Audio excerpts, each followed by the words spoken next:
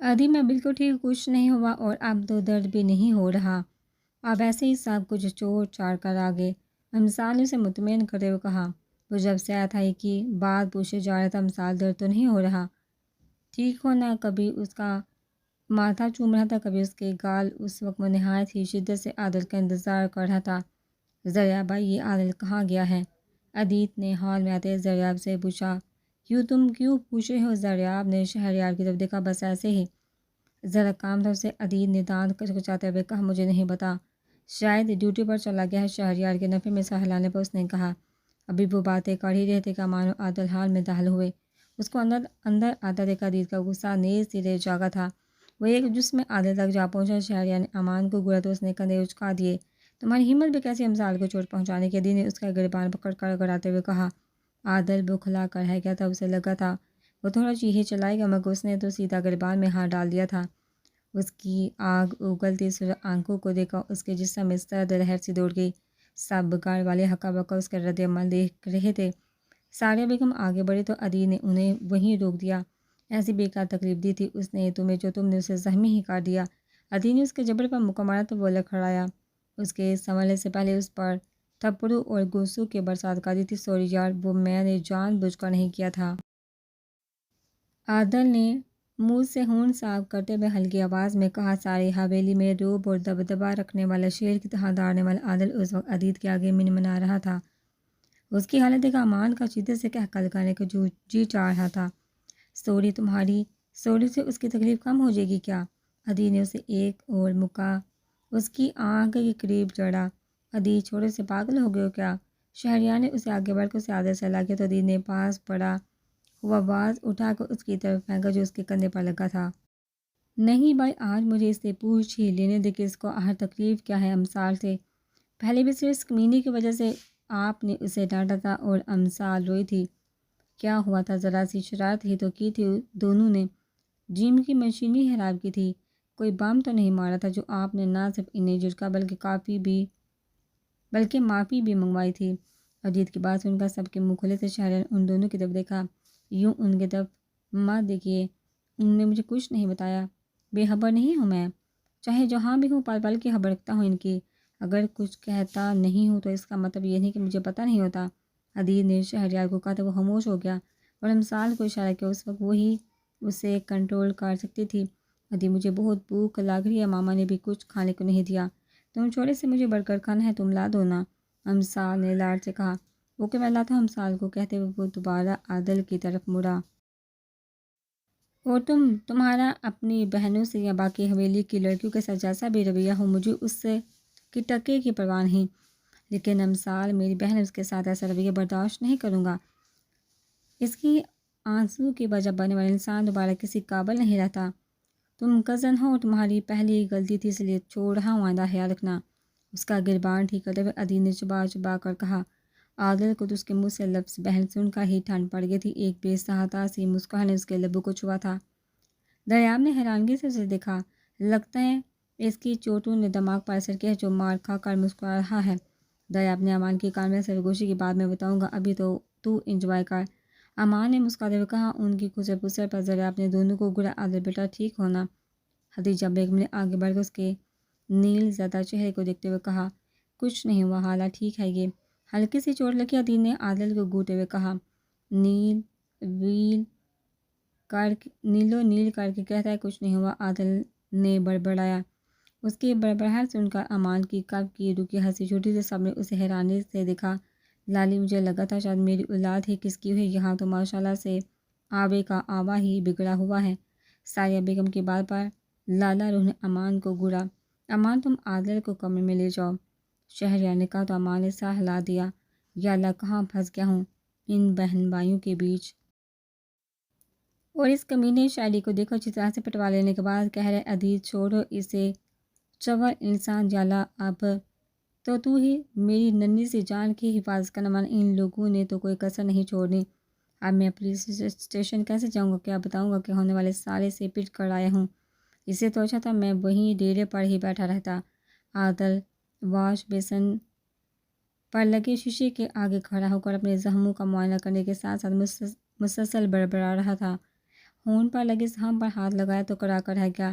امثال کو تینوں بھائیوں نے ہاتھ کا چھالا بنا کر رکھا ہوا تھا۔ شہریار اور عدید پچھلے 4 دن سے مسلسل آفس کی چھٹی پر تھے۔ بادل بھی یوں نہیں چاہ رہا تھا، بکل اس کے امثال کے بغیر دل نہیں لگتا اس کا۔ سب کی توجہ سے اس کا پاؤں کا زحم تیزی سے بڑھ رہا تھا، چونکہ سبھی جانتے تھے کہ وہ ایک جگہ ٹکا بیٹھنے والوں میں سے نہیں تھی، اس لیے ہر وقت کوئی نہ کوئی اس کے پاس رہتا۔ ان تینوں بھائیوں کے علاوہ وہ گھر کے باقی افراد سے بھی لاڈ اٹھوا رہی تھی۔ اس وقت بھی وہ ہتیجہ بیگم کی گود میں سر کے خاندان کا کوئی قصہ پوری توجہ سے سن رہی تھی۔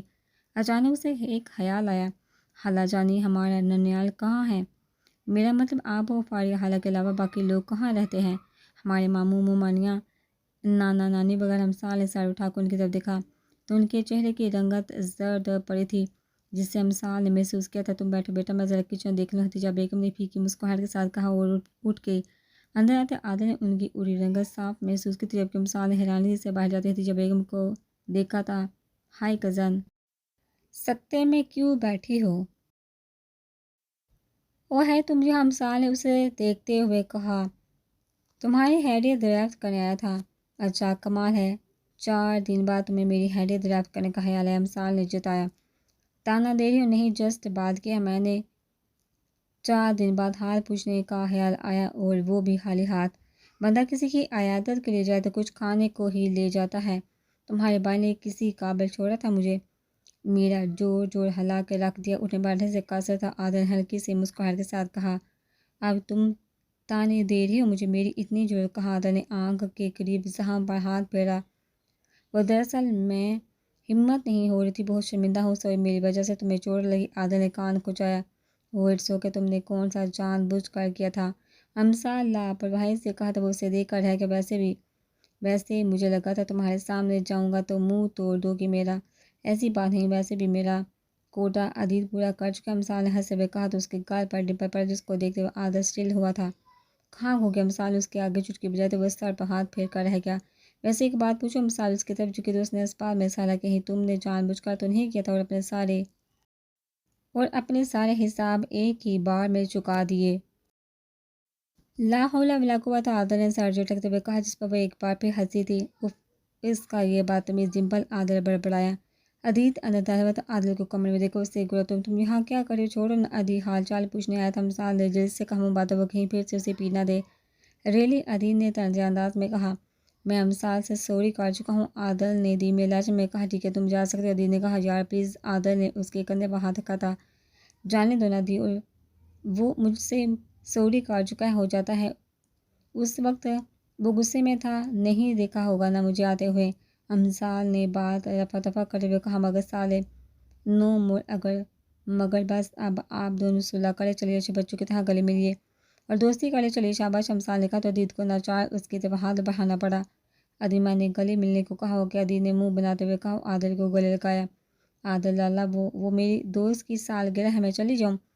زیبا نے امثال کے کمرے سے نکلتے عادل کو انگلیاں مروڑتے ہوئے کہا۔ ٹھیک ہے، چلی جاؤ۔ عادل نے مسکرا کر کہا تو زیبا بے ہوش ہوتے ہوتے بچی، ایک تو اجازت مل گئی تھی، اوپر سے اس کی مسکراہٹ، اللہ اللہ، یہ عادل لالا ہی تھے نا؟ زیبا نے گال پر انگلی رکھتے ہوئے سوچا اور سر پٹ ثانیہ کے روم کی طرف بھاگی۔ امثال پتر کا کیا کر رہی؟ کب سے اس کٹر پٹر پر لگی ہوئی لان میں بیٹھی بی جان نے لیپ ٹاپ پر لگی امثال کو کہا۔ وہ کافی دیر سے لیپ ٹاپ پر کام کرتی امثال کو دیکھ رہی تھی، چونکہ وہ پوری توجہ سے کام کر رہے تھے، اس کی زبان بند ہی۔ انہیں اس کے مسلسل چپ سے تنگ آ کر بی جان نے اسے ٹوکے بغیر ناراض کی۔ دادو، تھوڑا سا رہ گیا، بس 10 منٹ۔ امثال نے سر اٹھائے بغیر کہا۔ بس کرنا، بعد میں کر لینا۔ ہاں، اب بتائیے کیا ہوا؟ میری جانو بور ہو رہی ہے؟ امثال نے لیپ ٹاپ آف کرتے ہوئے گال پر ہتھیلی رکھی تو بی جان مسکرا دی۔ شاہ بی بی، آپ کا فون ہے؟ ملازمہ نے فون انہیں پکڑایا۔ یہ لڑکی کدھر گئی ہے؟ ابھی تو یہیں تھی۔ بی جان نے فون سے فارغ ہوئی تو امثال کو موجود نہ پا کر کہا۔ امثال کدھر گئی ہو؟ بی جان نے آواز دی۔ دادو، میں یہاں ہوں، امثال کی آواز آئی تھی۔ کدھر؟ مجھے نظر کیوں نہیں آ رہی؟ اوہو جانم، اوپر دیکھیے نا، درخت پر۔ امثال، اوپر کیا کر رہی ہے پتر؟ گر جائے گی۔ چل نیچے آئے، بی جان نے پریشانی سے کہا۔ کچھ نہیں ہوتا، میں بس یہ امرود توڑ لوں، آتی ہوں۔ میں نے کوسا یہیں پہ بستر لگانا ہے، امثال نے لاپرواہی سے کہا۔ نہ پتر، تجھے امرود کھانے ہیں تو میں تجھے باغ سے منگوا دیتی ہوں یا پھر کسی ملازموں کو کہتی وہ اتار دے گا۔ ابھی تو تمہاری چوٹ ٹھیک ہوئی ہے، پھر لگوا لو گی۔ ارے آپ کو نہیں پتہ نا، مجھے خود اتارنے میں مزہ آتا ہے۔ ویسے بھی میں اپنی محنت پر یقین رکھتی ہوں۔ امسال کی اپنی ہی منطق ہوتی تھی۔ امسال میں کہہ رہی ہوں نیچے آؤ۔ تو آؤ، بی جان نے سنجیدہ لہجے میں کہا۔ دیوار کے اس پار کھڑی ثریا شاہ کی حاجہ شاہ کی آواز سے ان کا آنکھیں نم ہوئی تھی۔ امسال تم سن ہی ہو نا؟ بی جان نے اس کی طرف سے کوئی جواب نہ پا کر دوبارہ کہا۔ میں کیسے تو جیسے چڑھی تھی، بی جان نے کہا۔ وہ دادو ایک مسئلہ ہو گیا ہے، کیا ہوا؟ یار دادو، میں نیچے آنے کا راستہ بھول گئی، مجھے یاد نہیں رہا کہ میں کس ٹہنی کے ذریعے چڑھی تھی۔ امسال کی آواز آئی۔ یا اللہ، یا میرے خدا، کیا کری ہو تم امسال؟ اچھا تو رک، میں کسی کو بلاتی ہوں، بی جان نے فکر مندی سے کہا۔ ارے رہنے دے، میں اس دیوار سے اترنے کی کوشش کرتی ہوں، امسال نے کہا۔ وہ جمپ مار کر دیوار پر جا بیٹھی۔ لیجیے جی، میں سیف زون میں پہنچ گئی۔ امسال نے دیوار پر پاؤں لٹکا کر بیٹھی۔ امسال نیچے آؤ، لڑکیاں یوں دیوار پر نہیں چڑھتی۔ نہ دادو، یہاں پر بہت مزے کی ہوا لگ رہی ہے، میں تو نہیں آ رہی۔ امسال نے نفی میں سالے اس سے تو اچھا تھا تم اپنی اس کٹر پٹر پر لگی رہتی، کم سے کم سکون سے تو بیٹھی تھی۔ ہاں تو آپ ہی کو شکایت ہو رہی تھی کہ میں خاموشی سے کیوں بیٹھی ہوں؟ چلیے میں آپ کو اچھا سا گانا سناتی ہوں۔ میری محبوب قیامت ہوگی آج رسوا تیری گلی میں محبت ہوگی۔ امسال نے گلا پھاڑ کر گانا شروع ہو گئی تو بی جان نے اسے گھورا۔ کیا ہوا، نہیں پسند آیا؟ چلیے کوئی نہیں، میں کوئی اور ٹرائی کرتی ہوں۔ وہ دوبارہ شروع ہو گئی۔ منگنی تا نہیں ہو گئی، منگنی تا نہیں ہو گئی، ہتھاں وچ چھالے آہی گا کوئی بوائے فرینڈ یا تسی بھی کر لیا۔ پیسے دادو، منگنی سے زیادہ ہے کہ میری بھی تھوڑی سی منگنی کروا دے۔ یار میری بھی پرسنل ساس اور نندے ہوں گی، اپنا منگیتر ہوگا، منگیتر مجھ سے ملنے آیا کرے گا، فون کیا کرے گا، ساس اور نندے میرے لیے گفٹس لایا کریں گی، کھانے پینے کی اشیاء ہوں گی، کتنا مزہ آئے گا نا۔ امسال نے آنکھیں مچی تو بی بی جان کا منہ کھلا رہ گیا۔ امسال میں کہتی ہوں منہ بند کر کے نیچے آؤ۔ تو آج ذرا نیچے اتر، میں تیری ٹانگیں توڑ دوں گی، بی جان نے مصنوعی غصے سے کہا۔ یار دادو، یہ نہ کرنا، اگر میری ٹانگیں توڑی گئیں تو مجھے بہانے کون آئے گا؟ لوگ کہیں گے ٹوٹی ٹانگوں والی لڑکی، ہمیں نہیں چاہیے۔ ساری زندگی کنواری بیٹھی آپ کے سینے پر ہی مونگ ڈلنی ہے میں نے، اور آپ کی چوکٹ پر ہی مروں گی۔ امسال نے دہائی دی۔ ہائے اللہ نہ کرے میری بچی، مرے تمہارے دشمن، اللہ میری عمر بھی تمہیں لگا دے، بی جان نے دہل کر کہا۔ رہنے دے دادو، یہ دعا نہ دے، کیا پتہ آپ کا آج آخری دن ہو اور میں ایویں ہی ساتھ فری میں ٹنگ جاؤں۔ امسال کی بات سن کر بی جان کا منہ کھلا تھا، منہ تو دیوار کے پار کھڑی ثریا شاہ، ان کی بہوؤں اور پوتیوں کا بھی کھلا تھا۔ وہ سب امسال کی بات سن کر باہر آ گئی تھی اور دادی پوتی کے مذاکرات اور دیوار پر بیٹھے امسال کی بی جان کے سامنے پٹر پٹر چلتی زبان سن نہیں دی۔ وہ ملازموں کی زبانیں اس کے بارے میں سن چکی تھی۔ آئے ہائے، شرم کرو لڑکی، کس طرح دادی کے مرنے کی بات کر رہی ہو؟ بی جان نے اسے شرم دلانا چاہی، جو کہ ایک ناممکن سی بات تھی۔ لو جی، اس میں شرم کی کیا بات ہے، مرنا تو سب کو ہی ہے نا، اور ویسے بھی آپ کے بات میں نہ دادا جانی کی کسی اچھی سی کیوٹ سی لڑکی سے شادی کروں گی، آپ تو بوڑھی ہو گئی ہیں۔ ہاں میں تو بوڑھی ہو گئی ہوں نا، اور تمہارے دادا تو ابھی خیر سے 16 سال کے لڑکے ہیں، بی جان نے جل کر کہا۔ تو امسال ہنسی۔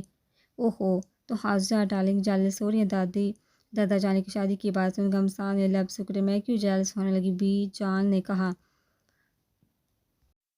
ہاں دادو، آپ کو تو انگلش آتی ہے پتر، میں نے بڑا جماعتیں پڑھی ہوئی ہیں، بی جان نے کہا۔ تو امسال کی آنکھیں پھیلی۔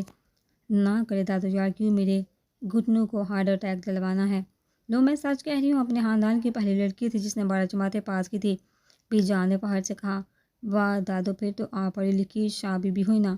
اچھا دادو، ایک بات تو بتائیے، آپ لوگ چاہیں نا تو پھر آپ لوگوں کو دم وغیرہ نہیں کرتے؟ میرا مطلب ہے کہ تویز وغیرہ، آپ کو پتہ ہے مجھے کتنا شوق ہے دیکھنے کا کہ جب یہ شاہ لوگ پھونکے مارتے ہیں، ڈراموں میں اکثر دیکھا ہے نا کہ گھر کی بڑی بیوی لوگوں کے مسئلے سن رہی ہوتی ہے۔ امسال نے تھوڑی تلے انگلی رکھی۔ نہ پتر، تو ایسے ہی کہہ رہی ہو جیسے تم شاہ نہیں مراسن ہو، بی جان نے ہلکے پھلکے انداز میں کہا۔ امسال کی بات لمبی ہوتے دیکھا بی جان نے ملازمہ کو کرسی لانے کو کہا۔ بتائیے نا دادو، میں نے تو ایسا کبھی نہیں دیکھا، امسال نے اصرار کیا۔ پتر خاندان کا جو بڑا بیٹا ہوتا ہے وہ گدی سنبھالتا ہے، بی جان نے دھیمے لہجے میں کہا۔ تو تو مثال ان کا لہجہ سن کر خاموشوں کی دیوار کی دوسری طرف کھڑے دونوں کی باتیں سن کر مسکراتے ثریا شاہ کے لب سکڑے تھے اور ان کے چہرے پر کئی سالوں کی تھکن اتر آئی تھی۔ اچھا بتائیے نا پھر کیا پلان ہے؟ دادا جان کی شادی کی لڑکی دیکھنا شروع کرتے ہیں۔ اب مجھے پورے خاندان کا ٹور کروائیے، کوئی نہ کوئی لڑکی تو مل ہی جائے گی اور اسی بہانے میں اپنے لیے بھی کوئی لڑکا تار لوں گی۔ امثال نے بات بدلی اور آخری بات پر شرمانے کی ناکام کوشش کی تھی۔ پتر جی، جو کام نہ آتا ہو اسے کرنے کی کوشش بھی نہیں کرنی چاہیے۔ بی جان نے اس کے شرمانے پر چھوڑ کی، اچھا بہت ہو گیا امی جی، آج ویسے بھی بندوق کی طرح اچھلنے کا تیرا آج کا کوٹا پورا ہو گیا نا دادو جان، میں ایسے ہی نیچے نہیں آؤں گی، پہلے میری حفاظت کا کوئی معقول بندوبست کیا جائے، کیونکہ آپ کی بہو کافی دیر سے مجھے بڑے قاتلانہ انداز میں گھوری، مجھے پورا یقین ہے میں نیچے آؤں گی تو سلامت نہیں رہوں گی۔ امثال نے بی جان کے پیچھے کھڑی کافی دیر سے گھورتی ثریا بیگم کو دیکھتے ہوئے کہا تو بی جان نے پیچھے مڑ کر دیکھا۔ اماں جان، یہ پہلے ہی بہت بگڑی ہوئی، اوپر سے آپ اس کی الٹی سیدھی بکواس سن کر بھی اس کو کچھ نہیں کہتی، باقی لڑکیوں پر بھی تو شادی کرتی ہیں، تھوڑی سی اس پر بھی کر لیا کرے۔ ثریا بیگم نے حفیظ سے کہا، ہاں ماما کیسی ماں ہے آپ، اپنے ساس سے کہہ رہی ہیں کہ میری بیٹی پر شادی کر، سچ بتائیے میں آپ کی ہی بیٹی ہوں نا؟ امثال روحانسی ہوئی، سچ بتاؤں پہلے تو مجھے صرف شک تھا، لیکن وقت کے ساتھ ساتھ مجھے یقین ہوتا جا رہا ہے کہ تم میری بیٹی نہیں ہو، تو پھر میں کس کی بیٹی ہوں؟ کون ہوں میں؟ کون ہے میری ماں؟ کہاں رہتی ہے بیچاری دکھوں کی ماری؟ امثال نے زمانے بھر کا درد اپنے چہرے پر لائی، تم ذرا نیچے اور پھر بتاتی ہوں۔ ہاتھ جا ڈارلنگ، میں یہاں بیٹھ کر تھک گئی ہوں، نیچے آنا چاہتی ہوں، مجھے سیکورٹی فراہم کی جائے۔ امثال نے ماں کا تیور دیکھتے ہوئے کہا، ثریا جا کے کوئی کام دھندا کر، ایسا کر ہم دونوں کے لیے کچھ کھانے کو لیا، تو کیا ہم دادی پوتی کی سر پر کھڑی ہے؟ بی جان نے کہا تو ثریا بیگم پیر پلٹے تھی اندر کی طرف بڑھی، چل آجا، بیچ دیا ہے میں نے اسے، بی جان نے کہا تو امثال نے دیوار پر سے چھلانگ لگائی تو دیوار کی دوسری سائڈ پر کھڑی ثریا شاہ بھی واپس پلٹی۔ آج کتنے مہینوں بعد انہوں نے اپنی چھوٹی بہن جو کہ ان کی دیورانی بھی تھی کی آواز سنی تھی، اور وہ بھی اتنی خوش اور حشاش بشاش۔ جو ان کے بیٹے نے کیا تھا اس کے بعد وہ حاجہ شاہ حویلی کی ہو کر رہ گئی تھی، خاندان کی کسی تقریب میں شرکت برائے نام ہی کرتی تھی۔ جب بھی وہ خاندان کی کسی خوشی غمی میں جاتی، عورتیں ان کی بیٹی کو لے کر باتیں کرتی تو انہوں نے کہیں آنا جانا ہی چھوڑ دیا تھا۔ شاہ بی بی اب پریشان ہو، سب ٹھیک ہو جائے گا۔ صدام شاہ نے ثریا شاہ کو کندھوں سے پکڑ کر اندر لے جاتے ہوئے کہا، کب ٹھیک ہوگا صدام؟ میں تھک گئی ہوں، اب نہیں برداشت ہوتا، مرنے سے پہلے ایک بار اپنی بہن کو گلے لگانا چاہتی ہوں۔ ثریا شاہ نے تھکے انداز میں کہا، اللہ نہ کرے شاہ بی بی آپ کو کچھ ہو، ویسے بھی اس صورت میں آپ نے امثال کا پلان تو سن ہی لیا ہے۔ صدام شاہ نے ہنستے ہوئے کہا تو وہ بھی ہنسی، کتنی شرارتی ہے نا یہ لڑکی، حاجہ کیسے لاڈ اٹھا رہی تھی، اور اٹھائے بھی کیوں نہ، ماشاءاللہ سے سوہنی بھی تو بہت حویلی میں رونق لگا رکھی ہوگی۔ ثریا شاہ نے دیوار کی طرف دیکھتے ہوئے مسکرا کر تو صدام شاہ بھی مسکرا دیا۔ ریمل، عائشہ کھانا کہاں تک پہنچا؟ مہمان آنے والے ہیں، حتیجہ بیگم نے کچن میں آ کر کہا، سالن بن چکا ہے، ریمل کباب بنا ہے اور میں چاول بنانے لگی ہوں، آدھے گھنٹے میں ہو جائے گا۔ عائشہ نے کہا، تم کیا کر رہی ہو سالے؟ انہوں نے سالی کی طرف مڑتے ہوئے کہا جو فرش پر آلتی پالتی ماری بیٹھی زور و شور سے چاول چن رہی تھی۔ کچھ نہیں دیجیے خالہ، ان لوگوں کی ہیلپ کر رہی تھی، کب سے کہہ رہی ہے ہماری ہیلپ کر دو سالے، ہم سے نہیں ہو رہا، بہت سر کھپاتی ہے تب جا کر کچھ سمجھ آتا ہے ان کو، میں نہ ہوتی تو پتہ نہیں ان کا کیا ہوتا، نہایت ہی کوئی نکمی اور پہور لڑکیاں۔ امثال نے چاول چنتے ہوئے مصروف سے انداز میں کہا تو دینو نے مسکراہٹ دبائی، ہاں بیٹا میں جانتی ہوں کسی کام کی نہیں ہے یہ، ایک تم ہی تو ہو اس گھر میں، سمجھدار لوگ مثالیں دیتے ہیں، ماشاءاللہ سے بڑے چرچے ہیں تمہارے، دور دور سے لوگ آتے ہیں تمہارا اصلی کار شاعری دیکھنے۔ کچن میں داخل ہوتی ثریا بیگم نے کہا، یار ماما مجھے نا آپ کی بیٹی بننا ہی نہیں ہے، دیجیے خالہ آپ مجھے اپنی بیٹی بنا لیں۔ امثال نے حتیجہ بیگم کے گلے میں باہیں ڈالتے ہوئے کہا، ہاں کیوں نہیں، یہ تو میری خوش قسمتی ہوگی کہ تم میری بیٹی بنو۔ حتیجہ بیگم نے اسے پیار کرتے ہوئے کہا، دیکھا ماما آپ کو میری قدر نہیں، ان کی بات کا مطلب سمجھے بغیر ہی ان کے ساتھ لگی، پھولے نہ سنبھالی تھی تو وہ چالو ہنسی، کتنی کیوٹ ہو تم۔ عائشہ نے ہنستے ہوئے اس کے گال کھینچے، اور سناؤ فوزیہ کیا چل رہا ہے آج کا؟ فوزیہ بیگم کے بھائی نے پوچھا، کچھ خاص نہیں بھائی صاحب، بس وہی روٹین، فوزیہ بیگم نے کہا تو انہوں نے سر ہلا دیا۔ بیٹا آپ کیا کرتی ہیں؟ فوزیہ بیگم نے بھائی نے کہا، میں بھی اے کی اسٹوڈنٹ ہوں انکل۔ امثال نے شائستگی کے سارے ریکارڈ توڑتے ہوئے نظر جھکا کر کہا، ثریا بیگم تو اس کے انداز پر آج سچ کر اٹھی تھی، دل میں خدا کا شکر ادا کر رہی تھی کہ وہ انسانوں کی طرح بہیو کر رہی تھی۔ اچھا ماشاء اللہ، اس کے بعد کیا کرنے کا ارادہ ہے؟ انہوں نے مسکراتے ہوئے پوچھا۔ بس انکل، اسٹڈی کمپلیٹ کرنے کے بعد بزنس کی دنیا میں تہلکہ مچانے کا ارادہ ہے، ہمسال نے جوش میں آتے ہوئے کہا۔ گڑیا، وہ تو تم نہ بھی بتاؤ تو ہمیں پتہ ہے، تم لوگوں کے بزنس ورلڈ میں قدم رکھتے ہی ایک نہ تھمنے والے طوفان آئے گا، ناقابل فراموش قسم کے واقعات رونما ہونے شروع ہو جائیں گے، لوگ صدیوں یاد رکھیں گے بزنس کی دنیا میں کوئی آیا تھا۔ دریاب نے ہنسے ہوئے کہا، بس کبھی غرور نہیں کیا؟ ہمسال نے فرضی کالر جاڑے۔ کیسی جا رہی آپ کی اسٹڈی؟ فوزیہ بیگم کے بانجے عدنان شاہ نے پوچھا۔ جی بہت اچھی، ہمسال نے مختصر جواب دیا۔ وہ کافی دیر سے اس کی نظریں اپنے اوپر محسوس کر رہی تھی۔ بزنس لائن میں کس طرف آنے کا ارادہ ہے؟ ریسٹورنٹ بزنس، آپ کا انٹرسٹ کس میں ہے؟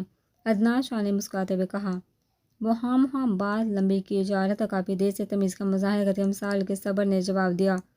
اسلحہ، ہیومن اور ڈرگ سمگلنگ میں ہے۔ آپ کو پتہ ہے، مجھے اسلحہ، منشیات اور لوگوں کو اغوا کر کے دوسرے ممالک میں سمگل کرنے کا بہت شوق ہے۔ شروع میں سمگلنگ تک محدود رہنے کا ارادہ، پھر آہستہ آہستہ کاروبار کو فروغ دیتے ہوئے اغوا، برائے تاوان ڈکیتی کی وارداتیں اور بدتہ ہوری کو بھی شامل کر لیں گے۔ ہمسال نے دانت پیسے۔ سالے، تمہیں شاعری بلا رہے، اٹھو جاؤ بھائی کی بات سنو۔ سایہ بیگم جو سکون سے بیٹھی تھی، ہمسال کو پٹری سے اترتا دیکھ کر اسے وہاں سے اٹھانا چاہا۔ نہیں ماما، مجھے تو کوئی آواز نہیں آئی۔ ہمسال نے نفی میں سانس لایا۔ یہ لڑکی آج پیٹے گی میرے ہاتھوں۔ ساریہ بیگم نے گلاس پٹھا۔ کیا ہوا خالہ، کس کی بات کر رہی ہیں؟ عائشہ نے پوچھا۔ یہ کی میری چاند کا رخ، ساریہ بیگم بڑبڑائی۔ ہمسال کی بات کر رہی ہیں، اور کون ہو سکتا ہے؟ کیوں، کیا کر دیا ہے اس نے؟ کرنا کیا ہے؟ مہمانوں کے پاس بیٹھی پٹر پٹر کر رہی ہے، کیا سوچیں گے بھابھی کے میکے والے، کیسی لڑکی ہے؟ اوہ خالہ، کچھ نہیں کرتی وہ، آپ پریشان نہ ہو، آپ بھی تو ہر وقت اس کو ٹوکتی رہتی ہیں۔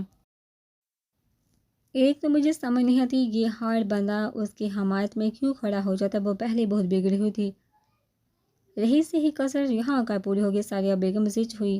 کیا ہوا خالہ، کون بگڑ گیا؟ عادل نے کچن کے دروازے پر کھڑے ہو کر پوچھا۔ اپنی بیٹی کی بات کر رہی ہوں، ساریہ بیگم نے کہا تو اس نے 0 میں لب سکڑے۔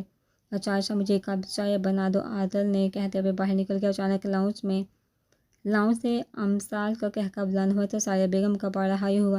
عائشہ، بس بہت ہوا، اس لڑکی کو بلاؤ وہاں سے، ورنہ میں مہمانوں کا لحاظ کیے بغیر جوتیوں سے مارتی ہوئی اٹھا کر لاؤں گا، ساریہ بیگم نے کہا تو وہ سر ہلاتے ہوئے باہر نکل گئی۔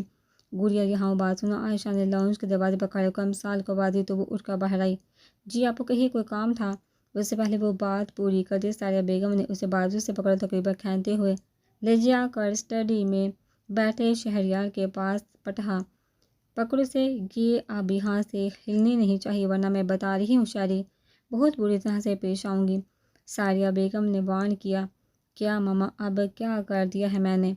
چپ، ایک دم چپ، خبردار ایک لفظ بھی بولے تو کسی کے سامنے تو میری عزت رہنے دیا کرو، ساریہ بیگم نے سختی سے کہا تو ہمسال منہ بنا کر رہ گئی۔ پاس بیٹھے امان اور عادل نے مسکراہٹ دبائی۔ اچھا ماما، کچھ نہیں کرے گی، آپ جائیے، یہ میرے پاس بیٹھی ہے۔ ماما، میرا موبائل تو بجوا دیجیے گا، میں یہاں بیٹھے بیٹھے بور ہو جاؤں گی، ہمسال نے کہا۔ مجال تھی جو کسی کی بھی بات کی پرواہ کرتی یا سنجیدہ لیتی، وہ اسے گھورتے ہوئے باہر نکل گئی۔ شہریار جو کہ امان اور ذرائع سے کام کے حوالے سے ڈسکس کر رہا تو اس نے اسے ڈسٹرب کرنا مناسب نہیں سمجھا تو وہ وہیں گھٹنوں پر کوہنیاں رکھ کر گالوں پر ہتھیلیاں ٹکائے خاموشی سے بیٹھ گئی۔ یہ لڑکی سے خاموشی سے بیٹھی اور بھی کیوٹ لگتی ہے، عادل نے اسے دیکھ کے بس سوچا اسی طرح بیٹھا۔ جب اسے آدھا گھنٹہ گزر گیا تو شہریار کی نظر اس پر پڑی تو مسکرا دیا۔ اچھا ذرا بھائی، باقی کا ہم بعد میں کر لیں گے، شہریار نے لیپ ٹاپ آف کرتے ہوئے کہا تو اس نے سر ہلا دیا۔ میرا سونا بور ہو رہا ہے، شہریار نے ہمسال کی طرف موڑا تو اس نے سر ہلا دیا۔ شہر چلے، وہاں جا کر کیا کریں گے، ہمسال نے منہ بنایا۔ اچھا پھر مجھے نہ کچھ نیا کرنا ہے۔ اچھا مثلاً کیا کرنا ہے؟ شہریار نے اس کے انداز پر مسکرایا۔ کافی دن ہو گئے ہیں بائک ریس نہیں لگا، ہمسال نے آنکھیں گھمائی۔ بالکل بھی نہیں، پچھلی دفعہ بھی بادل کو چوٹ لگی تھی، شہریار نے کہا تو ہمسال کا منہ اور آنکھیں کھلی تھی۔ آپ کو کیسے پتہ؟ ہمسال نے حیرانگی سے پوچھا۔ مجھے صاحب پتہ ہوتا کہ میری بگڑی شہزادہ کب کہاں اور کس سلسلے میں موجود ہیں، شہریار نے اس کی پونی اتار کر بال سیٹ کر کے دوبارہ لگائے۔ بھائی، آپ ہماری جاسوسی کرتے ہیں، نظر رکھتے ہیں ہم پر، ہمسال نے آنکھیں پھیلاتے ہوئے کہا۔ بالکل رکھنی پڑتی ہے، ورنہ تم لوگ پتہ نہیں کب کیا کر دو، شہریار نے ہلکی سی مسکراہٹ سے کہا تو وہ ہنسی۔ دھیان سے پڑھو، اس کا بائی پاس بیٹھا لگتا ہے، پہلے والی ٹھکائی بھول گئے ہو جو پھر سے پٹنے کی شدید طلب ہو رہی ہے۔ عادل کو امثال کی طرف دیکھتا باقا ماں نے کہا، ویسے تم آج کل کچھ زیادہ ہی نہیں گھر میں پائے جاتے ہو۔ ہے تو ہے، ماں نے عادل کو کہا تو اس نے اسے گورا گورو مت، پہلے تو ممانی کے لاکھ بار کہنے بار آتے تھے اور وہ بھی گھنٹے 2 گھنٹے کے لیے، اور اب آئے روز طبقے ہوئے ہوتے۔ اگر کسی نے پوچھ لیا تو ماں نے کہا وہ دونوں چونکہ ہلکی آواز میں بات کر رہے تھے اس لیے سامنے بیٹھے امثال شہریار اور دریاب تک ان کی آواز نہیں پہنچی تھی۔ چلیے پھر ریس نہیں لگانے دینی تو باسکٹ بال کھیلتے، امثال بیزاری سے کہا تو وہ دونوں اڑ گئے۔ تم بتاؤ عادل، آج کل زیادہ تر گھر میں ہی پائے جاتے ہو؟ ہے تو ہے، پولیس اسٹیشن میں کام نہیں ہوتا کیا؟ دریاب نے عادل کو مخاطب کرتے ہوئے کہا۔ ماں نے اسے جتاتی نظر سے دیکھا تو وہ کسیا گئی۔ آپ کی کافی ثانیہ نے لان میں شیشم کے درخت کے نیچے بیٹھے دریاب کے آگے کا پڑھ کے الٹے پاؤں واپس مڑی۔ سنو، دریاب نے اسے پکارا تو وہ رکی، لیکن بلٹی نہیں تھی۔ یہاں دریاب نے کہا تو چھوٹے چھوٹے قدم اٹھاتے اس کے سامنے جا کھڑی ہوئی۔ جی بیٹھو، بیٹھ جاؤ، یقین کرو میں بندے بالکل بھی نہیں کھاتا۔ دریاب نے اسے اپنی جگہ سے ہلتے نہ دیکھ کر ہلکے پھلکے انداز میں کہا تو وہ کرسی کے کنارے پر ٹکی۔ دریاب نے کپ اٹھایا اور کافی پینے لگا۔ کافی دیر تک جب اس کی طرف سے کوئی رسپانس نہ آیا تو ثانیہ نے سر اٹھا کر دیکھا۔ وہ نہایت اطمینان سے کافی پینے کے ساتھ ساتھ اسے دیکھ رہا تھا۔ وہ جو پہلے ہی بڑی مشکل سے بیٹھی ہوئی تھی کنفیوز ہو کر انگلیاں مروڑنے لگی۔ اس کی حالت دیکھ کر دریاب ہلکا سا مسکرایا۔ اسٹڈی کیسی جا رہی ہے تمہاری؟ دریاب نے پوچھا۔ جی بہتر، یک لفظی جواب آیا تھا۔ اور کتنا پڑھنا ہے تم نے؟ جلدی کر لو یار، ویسے بھی میں سوچ رہا ہوں ماما سے بات کر ہی لو اب۔ دریاب کی بات بس نے نظریں اٹھائی، اس کو اپنی طرف تکتا پا کر ادھر ادھر دیکھنے لگی۔ کس بارے میں؟ ثانیہ نے پوچھا تو دریاب نے سر پٹا۔ اس بار الیکشن میں حصہ لے رہا ہوں نا، تو اس بارے میں پوچھنا تھا کہ کون سی سیٹ پر لڑوں، پرائم منسٹر کی یا چیف منسٹر کی؟ دریاب نے تب کر کہا تو اس نے سر ہلا دیا۔ تو پھر کون سی سیٹ ڈیسائیڈ کی ہے آپ نے؟ ثانیہ نے کہا تو دریاب کو دل کیا اپنا سا دیوار میں دے مارے۔ تم بتاؤ کس سیٹ کے لیے لڑوں؟ دریاب نے چبا چبا کر کہا، مجھے کیا پتا، جو آپ کو ٹھیک لگے، میں کیا کہہ سکتی ہوں۔ ہاں مگر پرائم منسٹر کا عہدہ بڑا ہوتا ہے، اختیارات بھی زیادہ ہوتے ہیں، بندہ پاورفل بھی ہوتا ہے، تو پرائم منسٹر کی سیٹ ہی بہتر ہے کہ آپ کا کیا خیال ہے؟ وہ جو تھوڑی دیر پہلے کنفیوز بیٹھی تھی اب بڑھ چڑھ کر مشورے دے رہی تھی۔ میرا خیال ہے کہ آپ کو اس وقت جانا چاہیے۔ دریاب نے دانت پیس کر کہا تو وہ سر ہلاتی اٹھ گئی۔ اور سنو، یہ امثال سے نہ تھوڑی دور ہی رہا کرو، تم پر بھی اس کے اثرات ظاہر ہونا شروع ہو گئے ہیں۔ وہ ناسمجھی سے اسے دیکھتے ہوئے چلے گئی۔ یا اللہ مجھ پر رحم کرنا۔ دریاب نے سر اٹھاتے ہوئے آسمان کی طرف دیکھا تو اس کی آنکھیں پھٹی کی پھٹی رہ گئی تھی۔ امثال اور بازل شیشم کے درخت کی ٹہنی پر بیٹھے اپنی ہنسی روکنے کے چکر میں شروع ہو رہے تھے۔ اگلے ہی لمحے دونوں ہنس ہنس کر دوہرے ہو رہے تھے۔ وہ ہونک بنا دونوں کو دیکھ رہا تھا۔ ہنستے ہنستے دونوں نے نیچے چھلانگیں لگائی۔ اب وہ زمین پر بیٹھے لوٹ پوٹ ہو رہے تھے۔ یار سالے، میں بھی الیکشن میں حصہ لینا چاہتا ہوں۔ ہاں ہاں لے لو، لیکن پھر بھی ثانیہ سے مشورہ لے لینا۔ دریاب بھائی بھی اہم معاملات میں مشورہ لیتے ہیں اور آئی ایم شور الیکشن کے بعد اس کو اپنا خاص مشیر مقرر کریں گے، ہے نا؟ امثال نے ہنستے ہوئے کہا۔ تم دونوں اوپر کیا کر رہے تھے؟ ہم لوگ بیٹھے تو سیلفی لینے کے لیے تھے، لیکن یہاں پر کچھ اور بھی دیکھنے کو مل گیا۔ ہاں نا، یہاں یہ وہاں امان لالا، ایک ہم ہیں جو ابھی تک ایم پھر رہے ہیں۔ بازل نے کہا، کیا مطلب امان؟ دریاب چونکا۔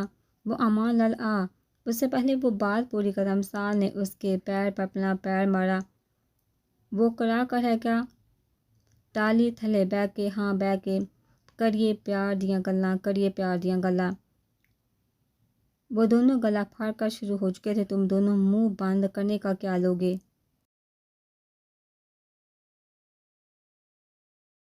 آپ کی بھی گوکار دونوں نے یک زبان ہو کہا۔ وٹ؟ تم لوگوں کا دماغ ٹھیک ہے؟ میری موسٹ فیوریٹ کار ہے وہ۔ دریاب تقریباً چیخا تھا۔ ہاں پر ثانی سے تو نہیں۔